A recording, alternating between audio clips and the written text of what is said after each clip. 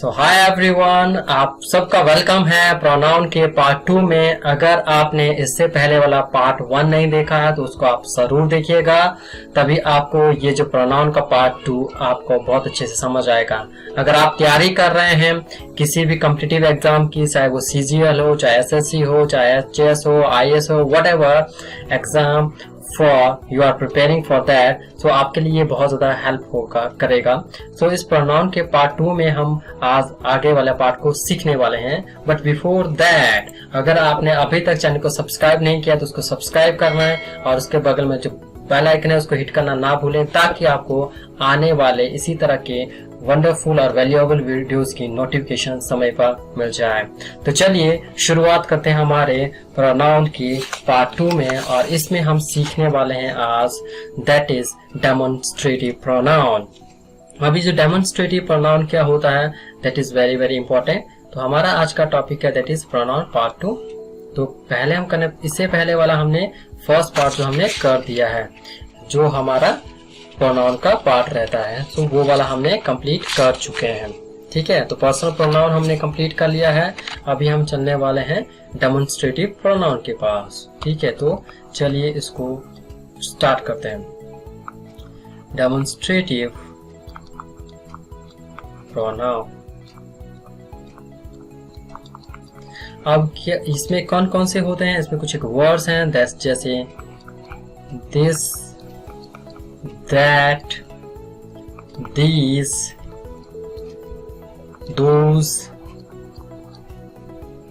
okay, ये सारे के सारे are called, क्या बोला जाता है इनको? Demonstrative pronoun. Okay, demonstrative pronoun.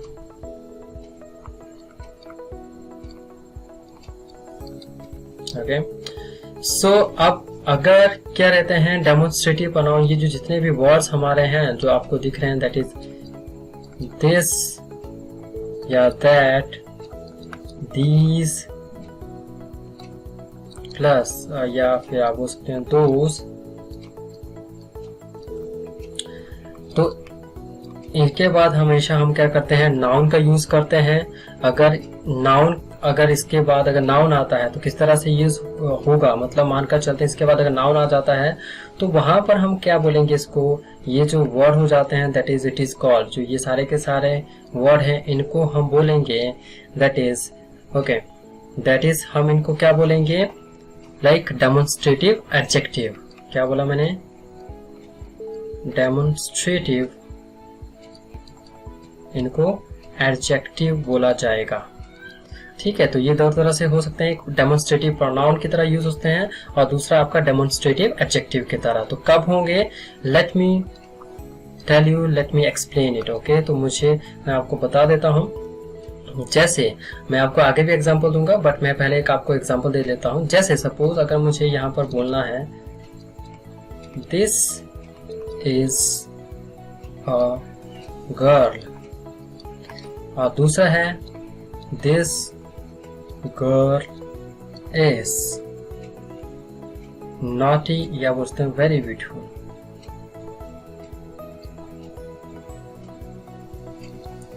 Okay, अब यहाँ पर आप देखोगे दिस का मैंने यूज किया है, बट यहाँ पर ये जो दिस है इसके बाद क्या आ रही है, आपकी ऑक्सिलरी वर्ब आ रही है। दैट्स वाई ये यहाँ पर क्या होगा, डेमोन्स्ट्रेटिव,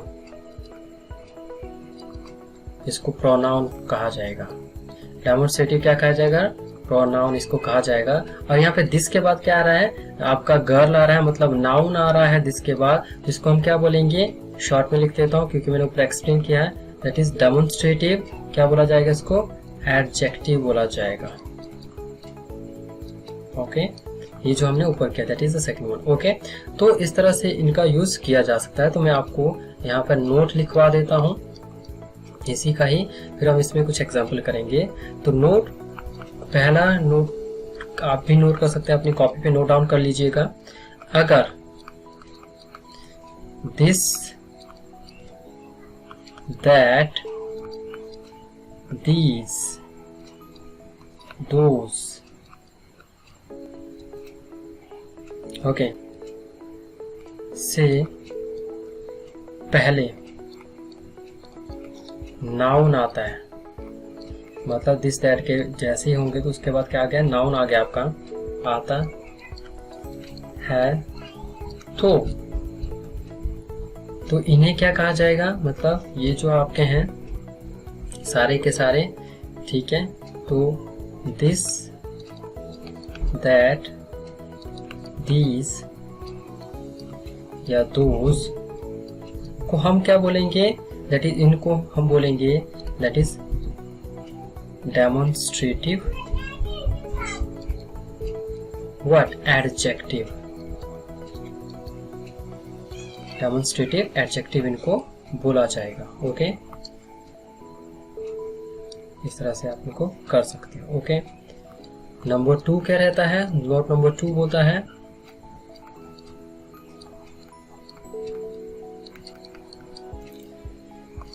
कि अगर दिस दैट दोस्त के बाद नाउन को छोड़ करके, मतलब अगर दिस दैट these those के बाद नाउन को छोड़ करके, मतलब नाउन के अलावा, नाउन को छोड़कर कुछ भी आता है, कुछ भी वर्ड आता है, कुछ भी वर्ड आता है तो क्या हो जाएगा, तो ये जो आपके हैं what, this that these those क्या बन जाएंगे, ठीक है, इनको हम क्या बोलेंगे, कुछ और आता है इनके बाद, मतलब नाउन के अलावा कुछ और आता है तो हम इनको क्या बोलेंगे, दैट इज क्या बोलेंगे, डेमोन्स्ट्रेटिव प्रोनाउन, डेमोन्स्ट्रेटिव प्रोनाउन इनको बोला जाएगा। ओके, सो ये आपको यहाँ पर समझ आ गया होगा। अब इनके कुछ एक एग्जाम्पल देख लेते, थोड़ा सा इसको अंडरस्टैंड करते हैं। जैसे अगर आप देखोगे तो this and that, these and those. Okay, थोड़ा सा अच्छे से लिखता हूँ क्योंकि शायद आप फोन पे देखेंगे तो that's why it should be clear. अब अगर आप बात देखेंगे तो ये दोनों क्या है, सिंगुलर है। क्या है, सिंगुलर है। अगर ये सिंगुलर है इट मीन्स अपने साथ वर्ब भी क्या लेंगे, ये सिंगुलर लेंगे। और अगर आप इन दोनों को देखोगे ये दोनों क्या है, आपके प्लूरल हैं, तो अपने साथ वर्ब भी क्या लेंगे, ये प्लूरल ही लेंगे। तो मतलब दिस और दोस के साथ हम प्लूरल वर्ब का यूज करेंगे और सिंगुलर, और आप के होंगे दिस और दैट जो सिंगुलर है तो इनके साथ सिंगुलर वर्ब का यूज किया जाएगा। तो गाइस वेरी सून जो है मैं आपको वर्ब का भी टॉपिक करवाने वाला हूं, उसको आप जरूर देखिएगा। उसके बाद आपके सारे के सारे डाउट क्लियर हो जाएंगे, it's my promise. Okay, for that उसके लिए आपको क्या करना है, that is very very important, you should subscribe my channel and click hit the like button, okay, hit the bell icon so that आपको इस तरह की नोटिफिकेशन दोबारा से मिलती रहे। और आपको चैनल को सब्सक्राइब करेंगे तो आपको वीडियो भी यहाँ पर से मिल देंगे।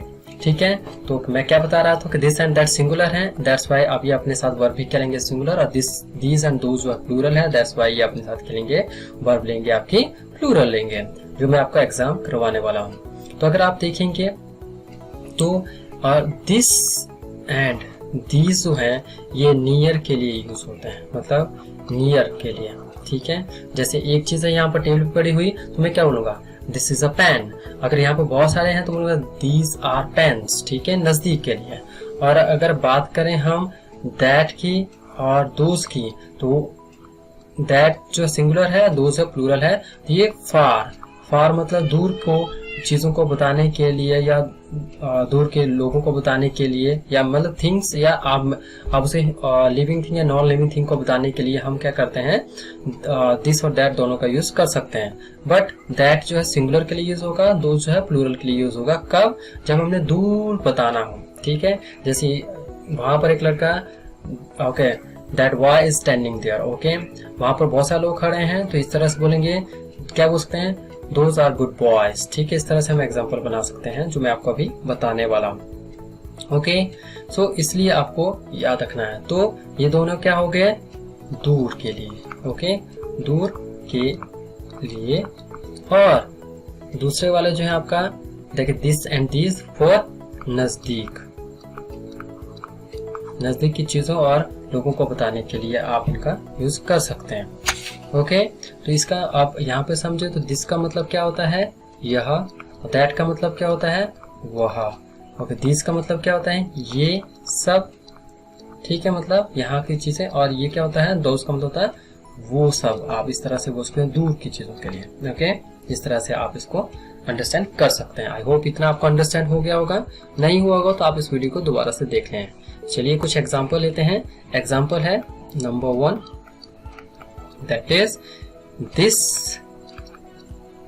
is a pen, ठीक है। यहाँ बना सकते हैं इस तरह से। अब यहाँ पर दूसरा है, that is, this pen is costly, okay. तो अगर आप यहाँ पे देखेंगे तो आपको एक चीज समझ आएगा, क्योंकि यहाँ पर अगर आप देखोगे तो यहाँ पर मैंने क्या किया है, दिस के बाद ऑक्सिलरी वर्ब का यूज किया है, ठीक है। तो यहाँ पर अगर आप इसको ध्यान से देखोगे तो आपको क्या चीज समझ आएगी, ये है दोनों डेमोन्स्ट्रेटिव। क्या है? डेमोन्स्ट्रेटिव ही है,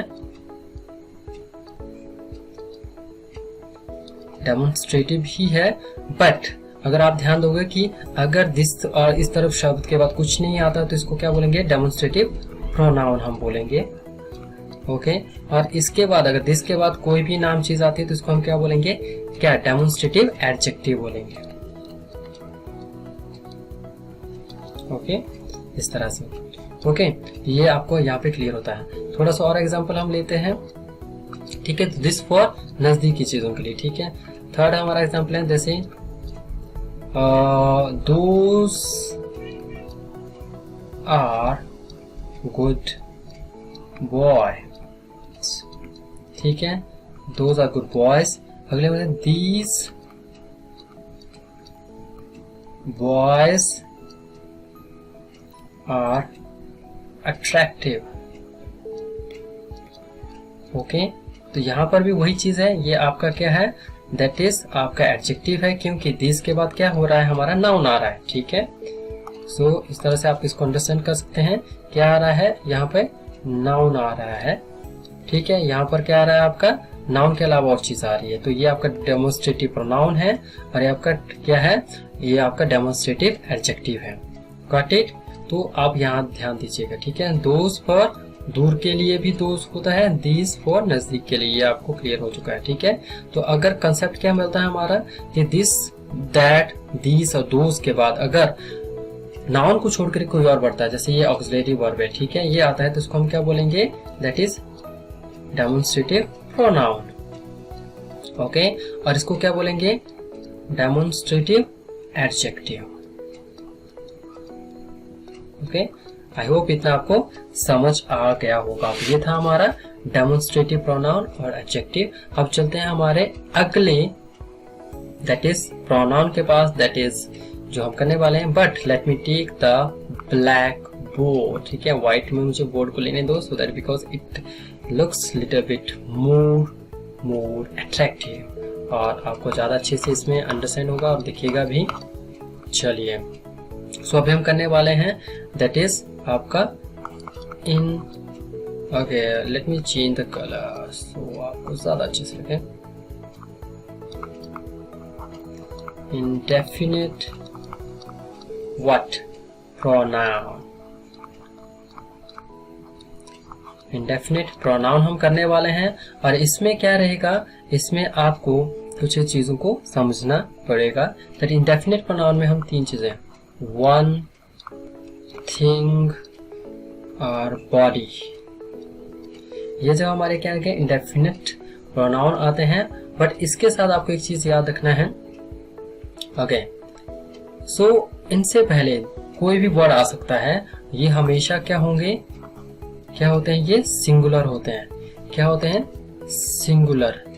अब आपको पता है, आपने पहले भी जब सिंगुलर हैं तो अपने साथ भी वर्ब भी क्या लेंगे, ये सिंगुलर ही लेंगे। Got my point. इसी तरह से ये मतलब हमेशा क्या होते हैं, हमेशा हमेशा क्या होंगे, सिंगुलर होगा। इनसे पहले चाहे कुछ भी लग जाए, समवन लग जाए, समबडी लग जाए, एनीथिंग लग जाए, नोबडी लग जाए, व्हाटएवर, कुछ भी लग जाए, जो मैं एक्सप्लेन करने वही वाला हूँ। पर क्या होते हैं, सिंगुलर, और अपने साथ भी वर्ब भी क्या लेंगे, सिंगुलर ही लेंगे। ठीक है, तो इसी तरह से इसको हम 3 स्टेप्स, इनको स्टेप्स में समझेंगे। तो पहला स्टेप क्या बोलता है, स्टेप नंबर 1, दैट इज, ये बोलता है कि समवन, अब सम लग गया और वन, तो वन क्या, वन के साथ लग गया, तो दैट इज समवन। यस, ऊपर हमारा देखो, यहाँ पर देखते हैं someone. Okay, let me, okay, someone, somebody, okay, no one, nobody, okay, anyone, okay, anyone, anybody।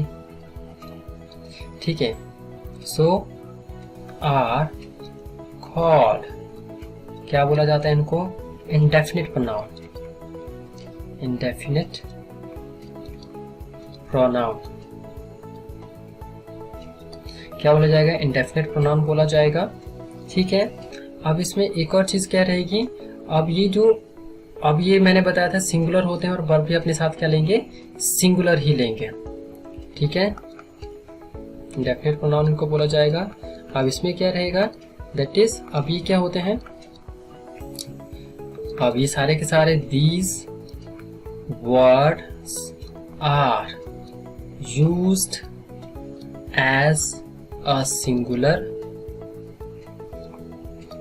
and verb भी क्या लेते हैं, and take singular verb, जो मैं आपको ऑलरेडी ऊपर बता चुका हूँ। ठीक है, दूसरा क्या लेंगे कि these are used for only for person। ठीक है, मतलब ये सिर्फ किसके लिए, आदमियों के लिए यूज होंगे, या मतलब जो है जिंदा लोगों के लिए यूज होंगे। These are used for person, किसके लिए यूज होंगे, ये पर्सन के लिए यूज होंगे। someone, somebody, anyone, no one, nobody, सारे के सारे। ठीक है, किसके लिए यूज होंगे, ये only for person, ठीक है, के लिए यूज होंगे। Got my point. Step number 1 हो गया। दूसरा, आगे मैं आपको एग्जांपल भी दूंगा। ठीक है, दूसरा हम लेते हैं, दैट इज सेकंड स्टेप। क्या है, सेकंड स्टेप होता है, दैट इज समथिंग,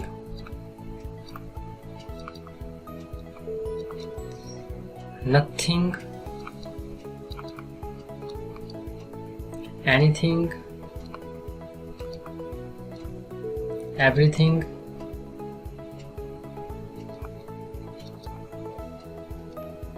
ठीक है, आर कॉल्ड, ये भी क्या कहा होते हैं, कॉल्ड इनडेफिनिट प्रोनाउन। ओके, अब ये भी क्या होते हैं, प्रोनाउन, और ये भी क्या होते हैं, सारे के सारे सिंगुलर होते हैं। तो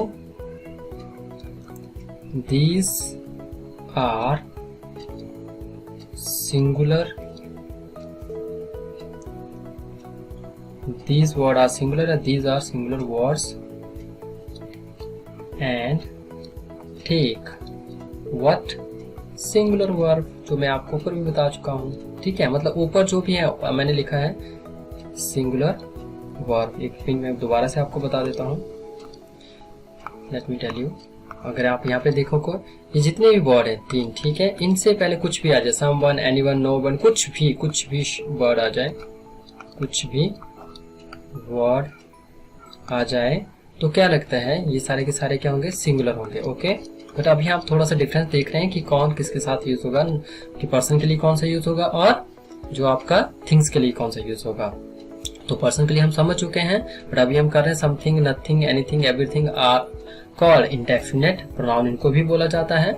these are use singular words, these are singular words and take singular words, verb. Okay, ये वर्ब भी सिंगुलर ही लेते हैं। ओके, तो इसका मतलब क्या रहता है, अब ये जो है दैट इज समझने वाली बात ये है कि these word are used for thing, इसके लिए, ठीक है, किसके लिए यूज होते हैं ये, थिंग मतलब चीजों के लिए यूज होते हैं, किसी चीज के लिए यूज हो गए, आदमी के लिए इनका यूज नहीं किया जाएगा। आई होप आपको इतना अंडरस्टैंड हो गया होगा। ठीक है, अब चलते हैं हमारे आगे, मैं आपको एग्जांपल भी दूंगा। ओके, अब हम स्टेप समझ रहे हैं अभी। तो स्टेप नंबर 3 हमारा क्या बोलता है, step number 3 is called, step number 3 बोलता है कि some, most, any, all, few, one, etc are called what? Indefinite pronoun. Indefinite pronoun, अब ये क्या है, these word are, okay, according to nature क्या होते हैं, ठीक है, these word are used according to nature.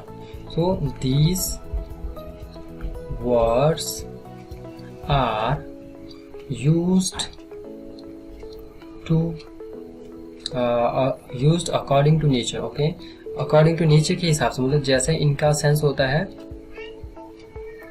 उनके अनुसार ये क्या, according, okay, to the, according to the nature of the sentence, according to the nature of the sentence, मतलब हम क्या बोल सकते हैं कि जो नेचर होगा सेंटेंस का उसके अकॉर्डिंग ये यूज होंगे जो वर्ड है। तो मतलब ये जहाँ पर जिस सेंटेंस जो सेंटेंस जिस नेचर का होगा उस तरह से इसका इनका यूज किया जाएगा।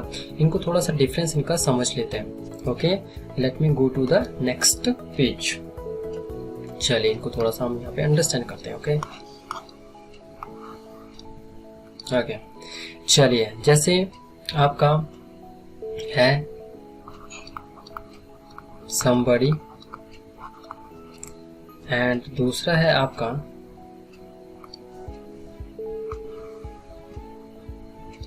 ओके, दूसरा है आपका दैट इज someone।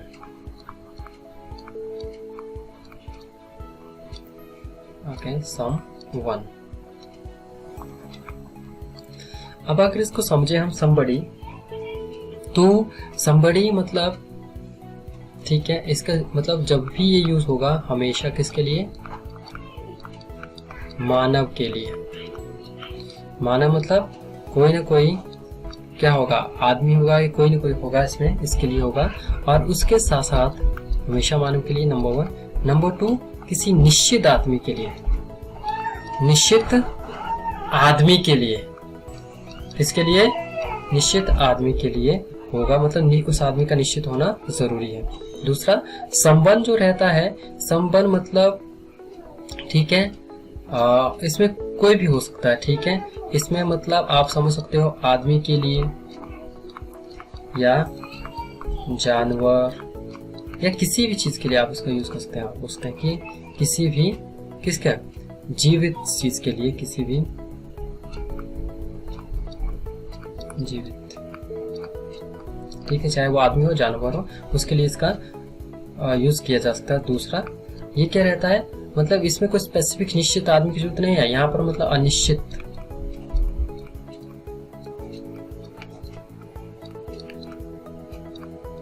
आदमी के लिए इसका यूज किया जा सकता है। एग्जाम्पल से हम थोड़ा सा समझ लेते हैं। Let me take little bit up, जैसे एग्जाम्पल नंबर 1। तो एग्जाम्पल नंबर 1 क्या बोलता है, ओके, एग्जाम्पल नंबर होता है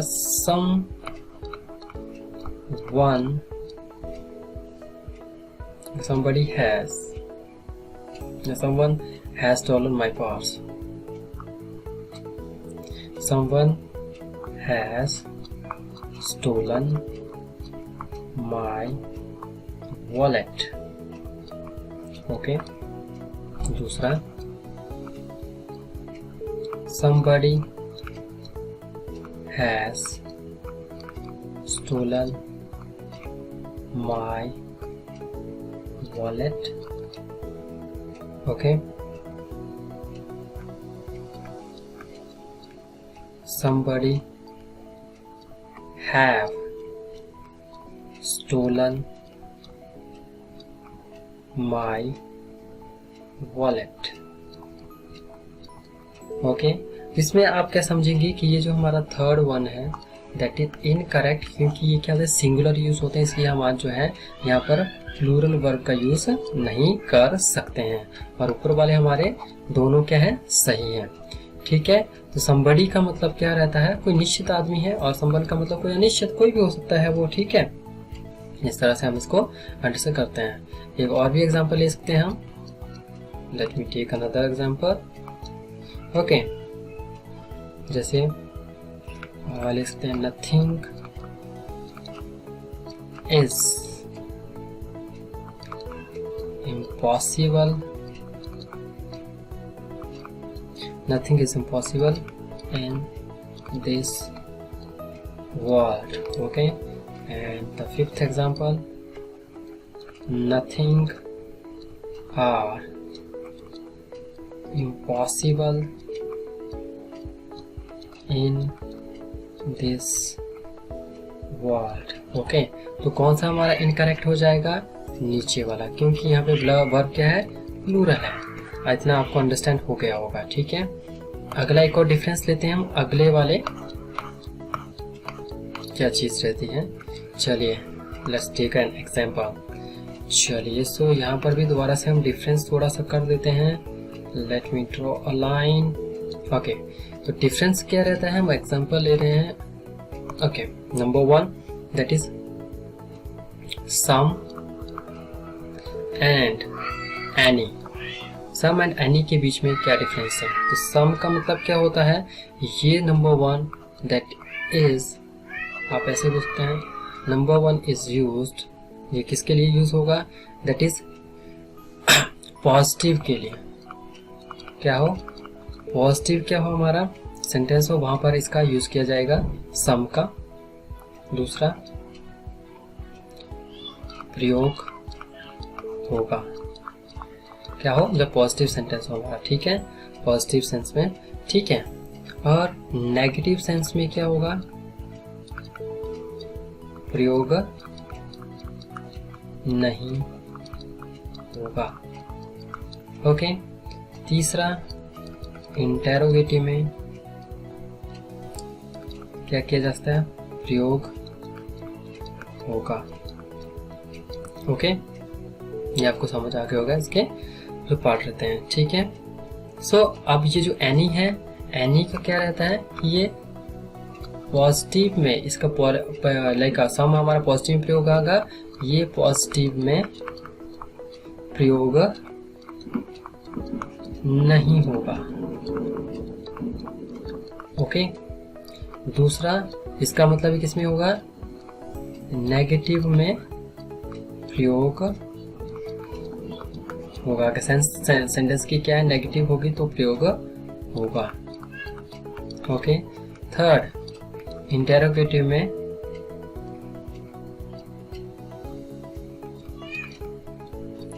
प्रयोग होगा। इंटेरोगेटिव में इसका भी प्रयोग किया जा सकता है। तो यहाँ पर मैं करता हूँ, पॉजिटिव में प्रयोग होगा, पॉजिटिव में प्रयोग नहीं होगा, नेगेटिव में प्रयोग नहीं होगा, नेगेटिव में प्रयोग होगा, और इंटेरोगेटिव में दोनों का इसका यूज किया जा सकता है। आई थिंक अब आपको सम और एनी के बीच में डिफरेंस पता चल गया होगा। ओके, एग्जाम्पल लेते हैं। जैसे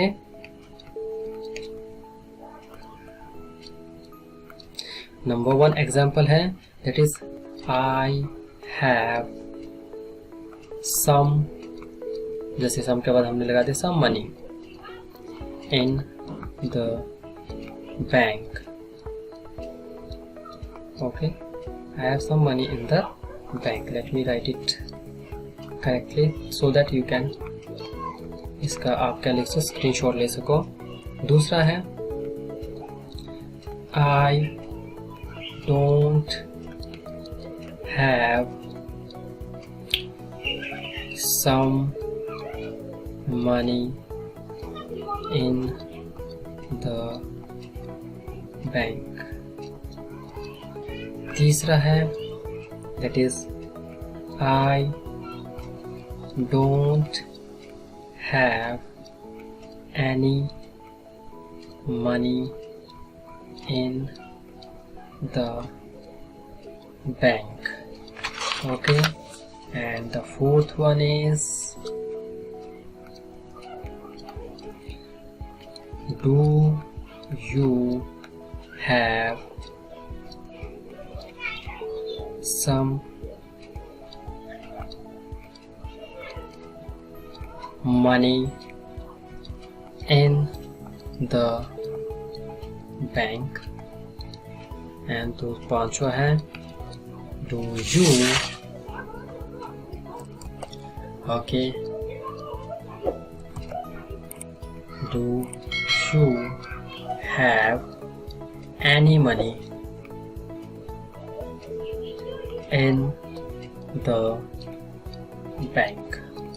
क्वेश्चन मार्क। ओके, तो इस केस में क्या रहेगा, इस केस में do you have some money in the bank? Yes, क्योंकि सम मनी हम लगा सकते हैं। ठीक है, दूसरा क्या रहता है, इसमें हमने क्या समझा, दैट इज हमने समझा कि I don't have some money, क्योंकि सम के साथ मतलब सम हमेशा पॉजिटिव में यूज होगा, नेगेटिव में यूज नहीं होगा, दैट्स व्हाई इट्स इनकरेक्ट। अब नेगेटिव में हमारा एनी मनी यूज होगा। ठीक है, तो ये नेगेटिव के साथ यूज होता है। ठीक है, ये नहीं होता है। ठीक है, अब दोनों अगले क्या है, इंटरोगेटिव, तो दोनों में सम मनी हो चाहे एनी मनी हो, तो हमने क्या समझा, दोनों को दोनों सेंस में यूज किया जा सकता है, दोनों को दोनों सेंस में यूज किया जा सकता है। ओके, आई थिंक इतना आपको अंडरस्टैंड हो गया होगा। ठीक है, अगला हम चलते हैं, that is very very important. चलिए, सो अगले वाले टॉपिक पे चलते हैं, सम एंड ऑल पे। ठीक है, let me draw a line. Okay, so यहाँ पे आ गया आपका सम एंड यहाँ पे आपका आ गया ऑल। तो इनका कुछ ज्यादा नहीं है, इनको हम इस तरह से समझ सकते हैं कि सम एंड ऑल जो है, ठीक है, सम एंड ऑल को इन दोनों का प्रयोग काउंटेबल और अनकाउंटेबल दोनों के साथ किया जा सकता है। ठीक है, सिर्फ हमको इसको यहाँ पे थोड़ा सा समझना है, मतलब इन दोनों को, ये जो दोनों हैं, इनको हम क्या कर सकते हैं, काउंटेबल और अनकाउंटेबल दोनों में के इनका प्रयोग कर सकते हैं। ठीक है, जो सेंटेंस हमारे हैं वहां पर इनका दोनों का प्रयोग किया जा सकता है। ओके, थोड़ा सा इसमें समझने वाली बात क्या है, चलिए लेट मी, इनका प्रयोग क्या होने वाला, मैंने काउंटेबल और अनकाउंटेबल दोनों के साथ किया जा सकता है, चाहे क्या हो, काउंटेबल या अनकाउंटेबल। ठीक है, दोनों हो, उनके साथ इनका प्रयोग किया जा सकता है।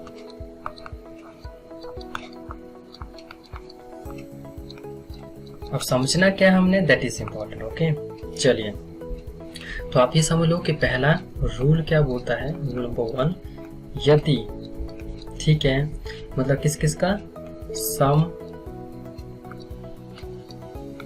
ओके, सम एंड ऑल,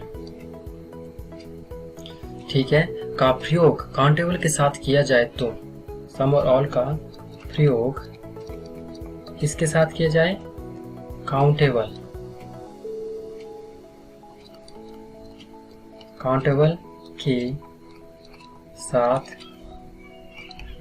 किया जाए तो क्या होगा, तो ये क्या बन जाते हैं, तो ये बन जाते हैं, ये मतलब ये दोनों, ठीक है।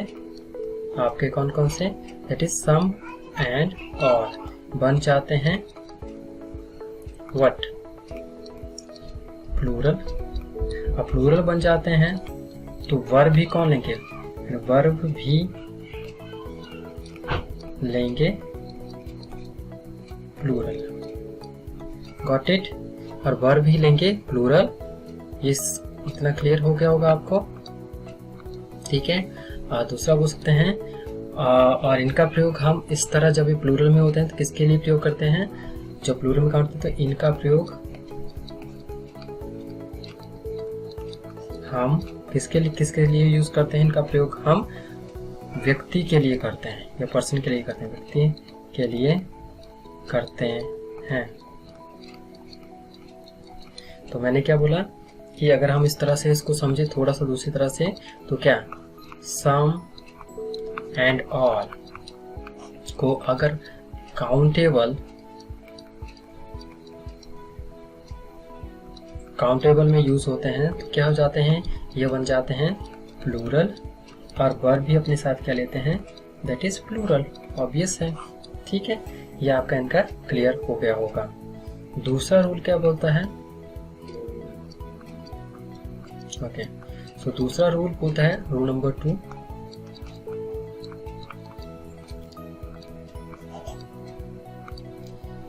रूल नंबर 2 वो बोलता है कि अगर इनका प्रयोग, यदि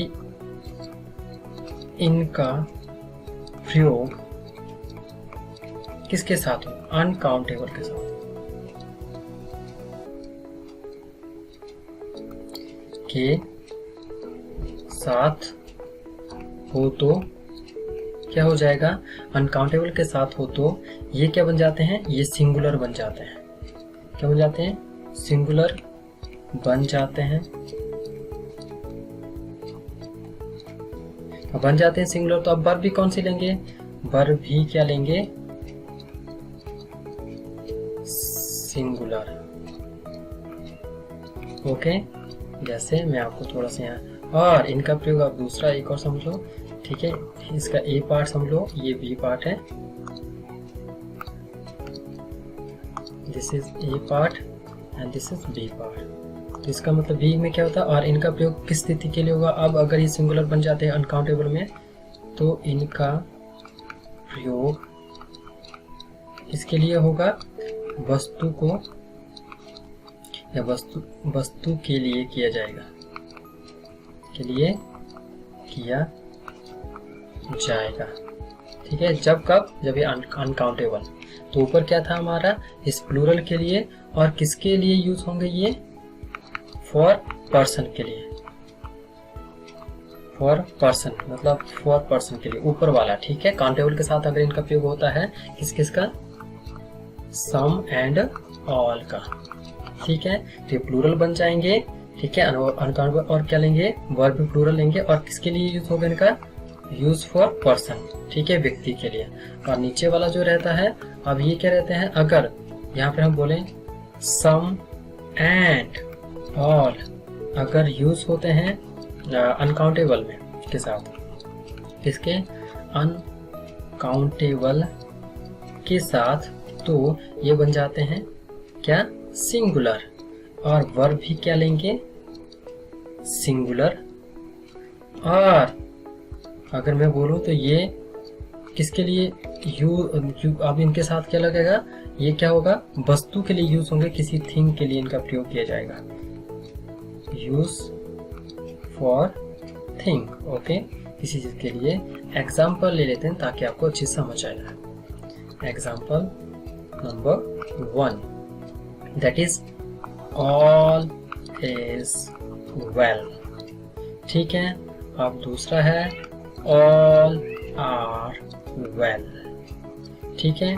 डिफरेंस मैं बताऊंगा अभी। अब इसका मतलब क्या हुआ, ऑल इज वेल, इसका मतलब है सब कुछ बढ़िया है, सब कुछ बढ़िया है, ऑल इज वेल, सब कुछ बढ़िया है। इसका मतलब ये किसके लिए यूज हो रहे हैं यहाँ पे, थिंक के लिए। किसके लिए, दैट इज फॉर थिंक, ठीक है। क्योंकि अब ये होते रहे प्लूरल के साथ, बट यहाँ पर क्या है, यहाँ पर इसको हम क्या बोलेंगे, ये थिंक के लिए यूज होंगे जब इसमें सिंगुलर वर्ब यूज होंगे, ठीक है। जैसे सिंगुलर वर्ब से हमें पता चला, यहाँ पर भी है। इसका मतलब क्या रहता है, इसका मतलब ये है कि थोड़ा सा डिफरेंट कलर में लिखता हूं, दैट इज सब लोग अच्छे हैं।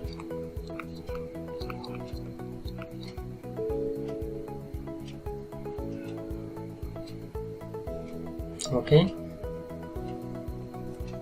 सब लोग अच्छे हैं। तो मतलब सब लोग अच्छे हैं, इसका मतलब किसके लिए इसका प्रयोग हुआ, for person. Okay, and third example हमारा है that is some is good.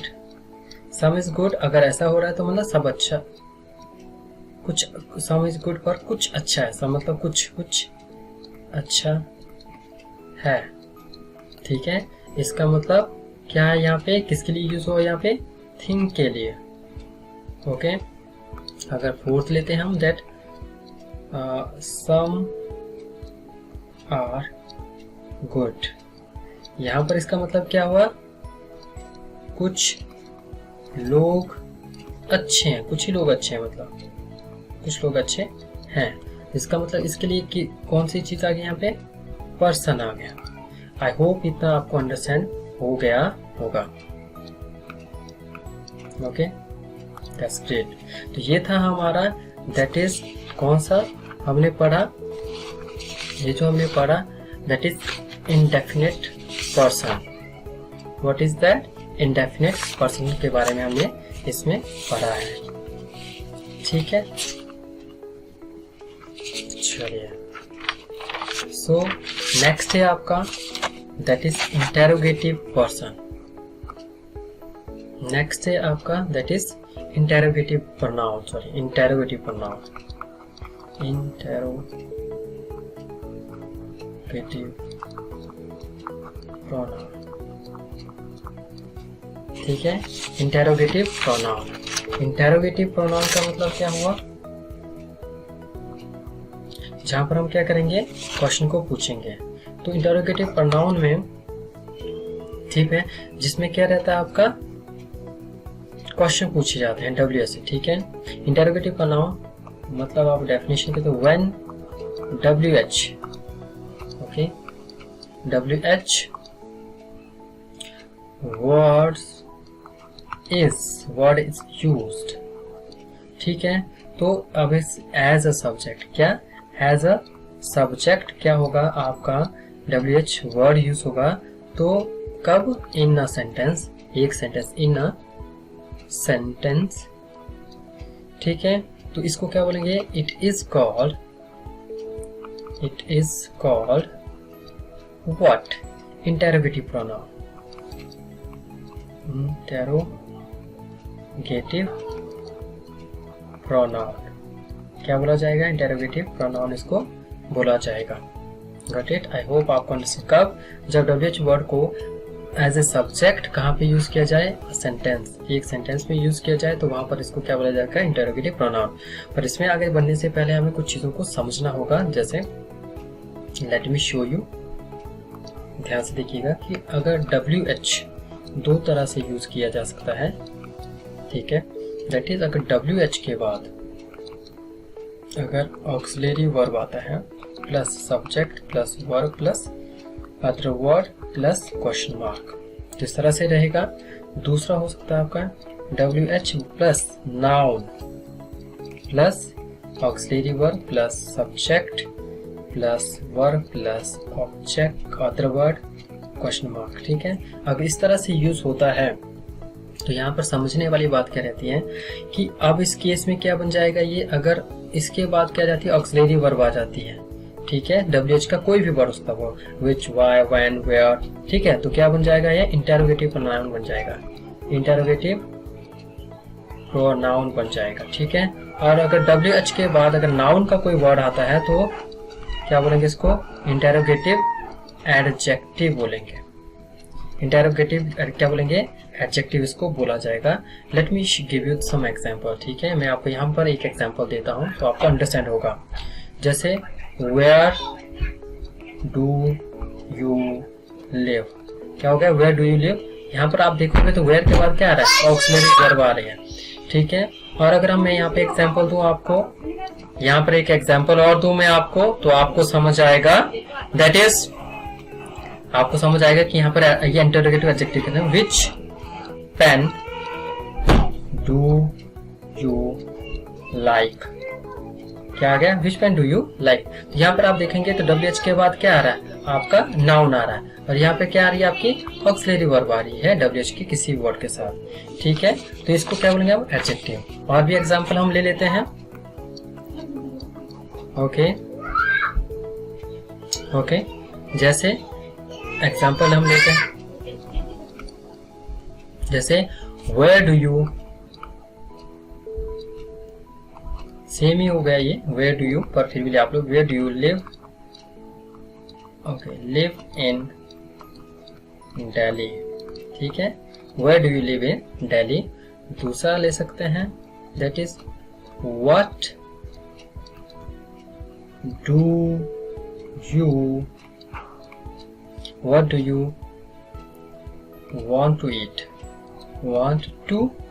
eat।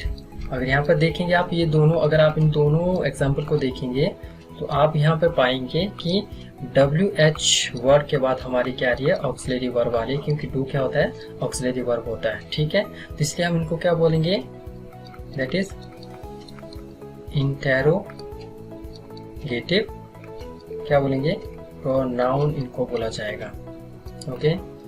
अगला एग्जांपल हम लेते हैं, दैट इज, ठीक है। So which car do you like most, ठीक है, पहला।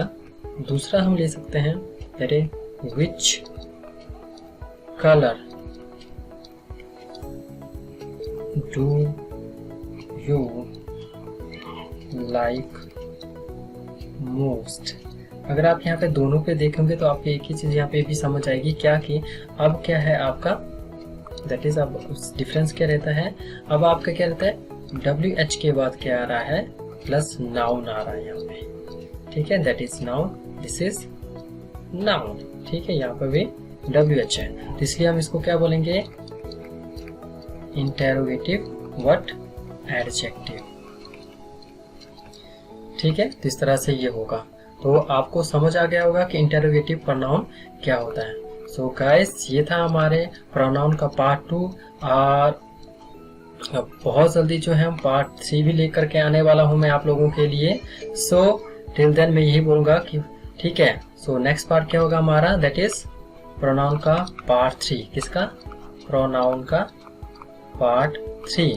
बट अगर आपको लगता है कि अभी तक आपको कुछ समझ नहीं आया तो इस वीडियो को दोबारा देखिए, और चैनल को आप सब्सक्राइब करना ना भूलिएगा, ताकि आपको इसी तरह के वीडियो की नोटिफिकेशन दोबारा से मिल सके और आप इन वीडियो को स्टेप बाय स्टेप देख सकें। क्योंकि ये जो मैं वीडियो की सीरीज या आपके लिए ग्रामर की सीरीज लेकर के आया हूँ, ये आपके एग्जाम में बहुत ज़्यादा हेल्प करेगा।